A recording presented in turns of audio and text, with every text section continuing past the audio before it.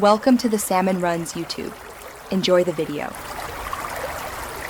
In this video, I will show how to replace wiper blades Nissan Altima, updated.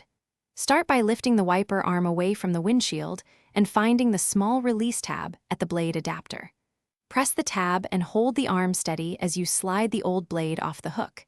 Keep a firm grip so the arm does not spring back and scratch the glass while you prepare the new blade for installation. Before installation, verify the correct blade sizes for both driver and passenger sides to avoid fit problems.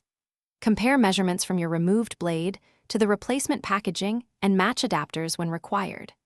Remove any protective film from the new rubber and keep replacement parts organized on a clean surface.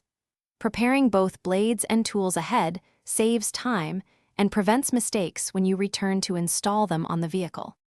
If you are finding this helpful, please subscribe and like so I can keep making useful car guides. Quick recommendation. Little Tree's black ice is perfect for masking damp or musty odors after working on your car, and it fits right behind the seat. I use it in my Altima while doing maintenance to keep things pleasant. Check the description for the product link and other deals. Now let's get back to the video. To install, hook the new blade onto the wiper arm and slide until the adapter snaps securely into place. Gently lower the arm back to the windshield to avoid bending or cracking the glass. After both blades are fitted, run the wipers with washer fluid and cycle through speeds to check for smooth contact and even wiping. Adjust or reseat blades if you see streaks, skipping, or hear unusual scraping sounds. Thanks for watching.